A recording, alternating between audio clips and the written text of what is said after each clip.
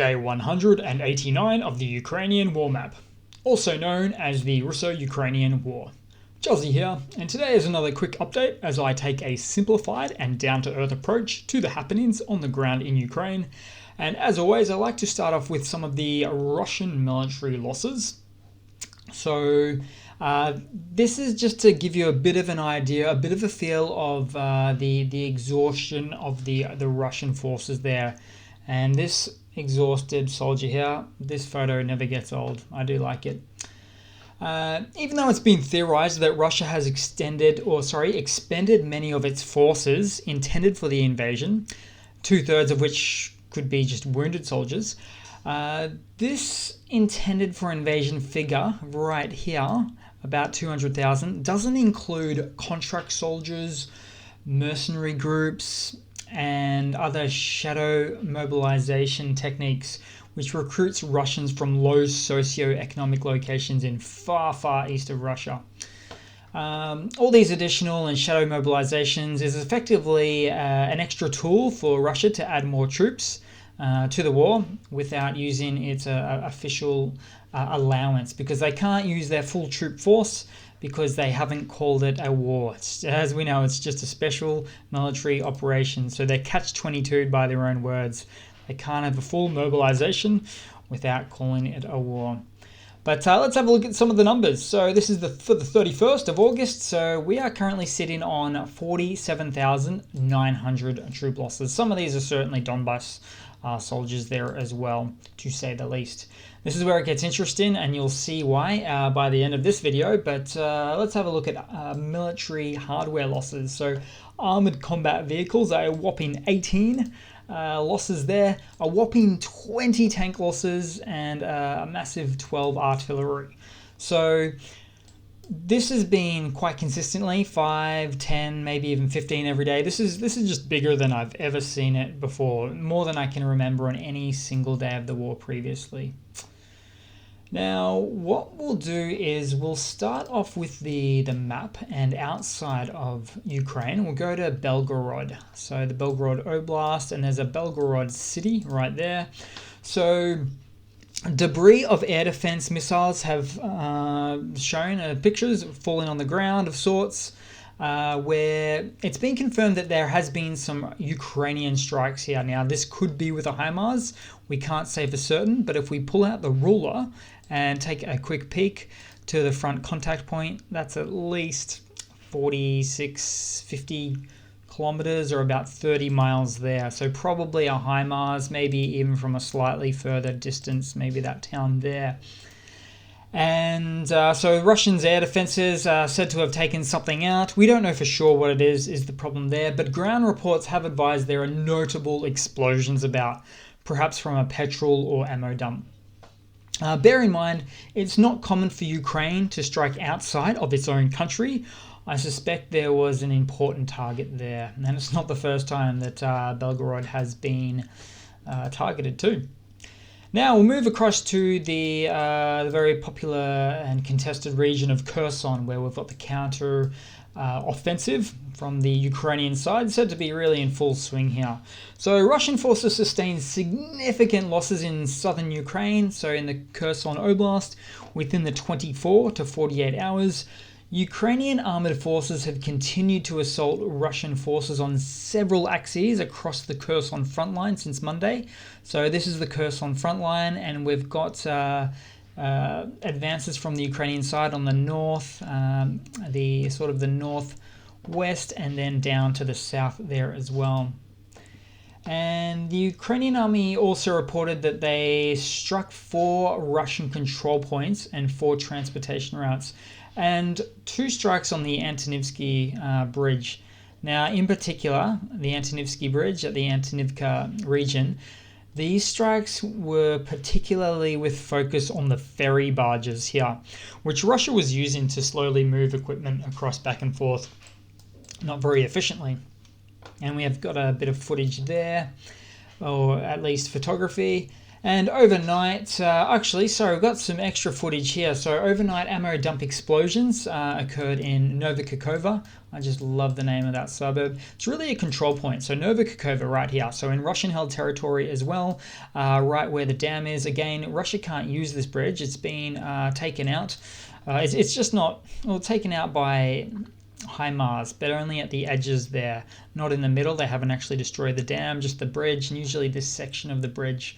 So Russia has issues getting across this one to fulfill their supply line needs for the front line offensive there, Russia's own front line offensive. So the Russian state affiliated media reported mass evacuations were ordered in Russian-controlled Nova Kakova overnight. I just love that suburb name.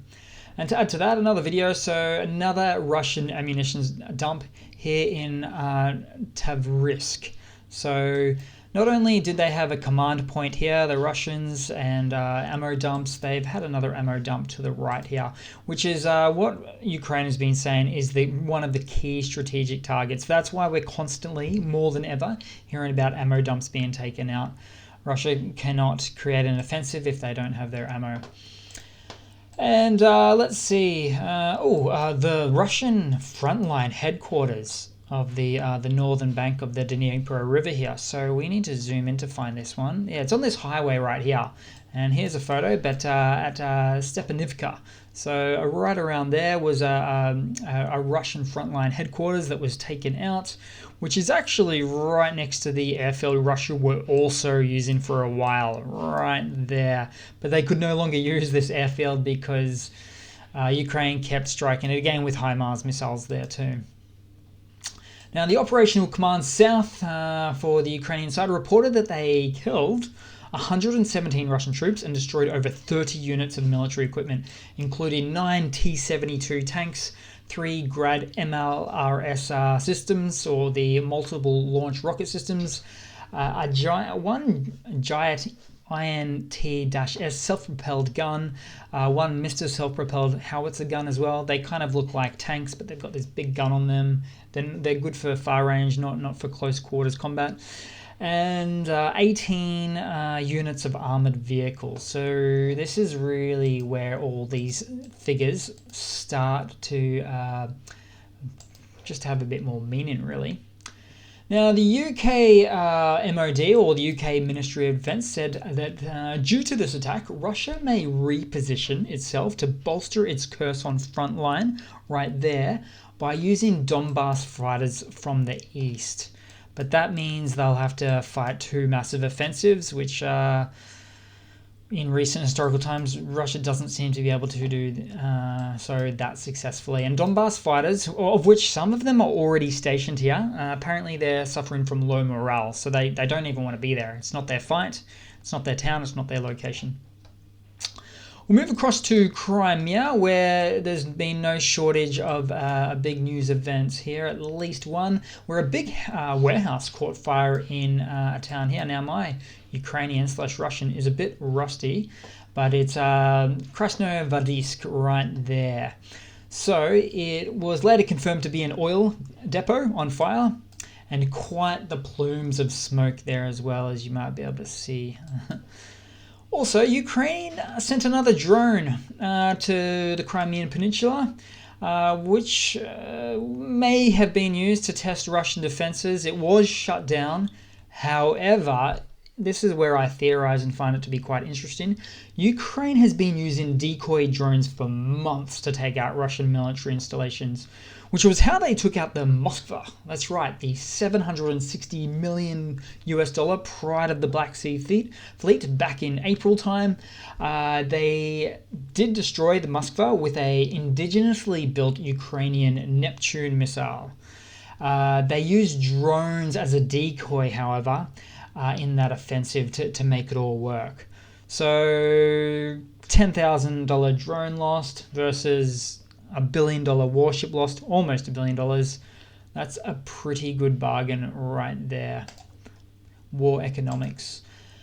Move across a little bit to the Donbass, particularly on the Russian side here. So We've got a video of U forces shelling a group of Russians on the outskirts of the Donetsk airport. So this is really close to Pisky, the little contested village, as I like to call an outer suburb of Donetsk.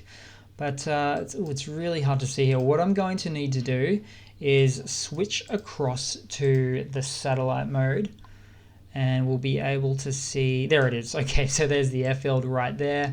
If we zoom in further, actually no, I checked this from a different tool because you can't see there very much at all. So if we go to Donetsk on regular Google Maps, let's see if we can find that.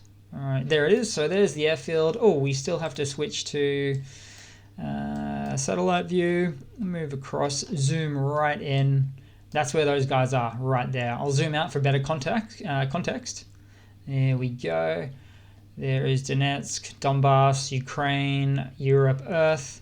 And then we jump back in and we have the trench warfare, which you might think doesn't really exist in the modern day war, but evidently it does, quite a bit in fact. I won't play the whole video as it might be considered a bit of a violent video there, but I'll send you guys the link below. Let's see, so basically we have a Ukraine spotter drone that was used, feeding back the coordinates to high precision shelling equipment, artillery, ordnance on the Ukrainian side, and getting a bit of footage in the process. So that's how that one actually panned out. So not far from here is the actual front line of the Donbass, right over around there. Now it turns out that these are actually old trenches that have been there for some years, in fact, but the trenches are not configured in a zigzag pattern, at least not enough to limit losses where it's just sort of exploding right through the trenches there. So it's not very, very useful ones in a way. Then we'll move across to just a little bit of the news, guys, to finish off this day. I'm actually going to change the format of these videos soon, so they're a little bit more professional, a little bit more easy to understand. So I apologize if any of you guys are having trouble with the audio quality, all sorts of things there. But moving across to the news just for the moment. So President Zelensky of Ukraine meets with the US Senators Bob Portman and Amy Klobuchar in Kiev. President Volodymyr Zelensky said that he had discussed military developments with the senators, and Zelensky urged the US to increase military aid for Ukraine and step up its sanctions against Russia. Senator Amy Klobuchar, of which attempted to go for the presidency in recent years there. I don't know much about US politics, to be honest, but I actually did seem to like her. She seemed like a very sort of a very understanding, very, very well-resourced individual. In more news, Latvia is to introduce checks for Russian and Belarusian citizens entering their country.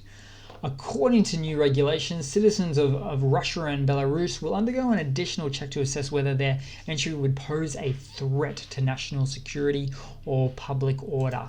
Now, no shortage of news coming out from Latvia. I find this particularly important or interesting because when we zoom out of this map, we will see that Latvia has a border with Russia. So they're not scared to do all sorts of things like that. It's good to see. In more news, Russian forces have shelled the corridors needed for the International Atomic Energy Agency to reach the Zaporizhia nuclear power plant, right there. So there is an upcoming inspection by the IAEA. Russia likely wants the mission to pass through Russian-occupied Crimea or Donbass to reach the plant. Now, I'm willing to concede that this could just be hearsay and Russia don't care which side they actually access the nuclear power plant from. But what I have noticed is that Russia's inaccurate and indiscriminate shelling has been a tendency to generally be wasteful and just wasteful randomness. So maybe they don't really want the IAEA representatives to jump through their part. But having said that, Russia might want to have these representatives pass through Russian-held territory to attempt to employ some of their long-standing coercion tactics on the Russian. On the representatives, the Atomic Agency representatives, having a real hard time talking about the IAEA today. And in more news, Ukraine Postal Service, so state-owned entity there, sells 150,000 in stamps through eBay and Amazon all of a sudden. As it turns out, the Ukrainian Postal Service was the first post office in the world to open a store on Amazon and eBay. So check it out and support Ukraine. And just a little bit of a funny to round off the day with. I do like this one a lot. So this was an online anonymous post. That is to say the anonymous group, like the hacker group or cracker group you've probably heard of for years, about Russia's new drone purchase from Iran. So as you can see here with this video footage, the drone misses the target by at least 10 yards or about 10 meters. And worse yet, the target is clearly rigged to with remotely detonated explosives that go off before the drone even hits the ground. Nice try by the marketing guys on this one. Its target seems to explode in film. And since it was a post from the group Anonymous, they probably happened upon this hidden footage using their skill sets to find, download, and redistribute. The whole point of this video is really to say Iran's drones may not be as technologically sophisticated as their Ukrainian counterparts, like the Bayraktar TB2s, for instance.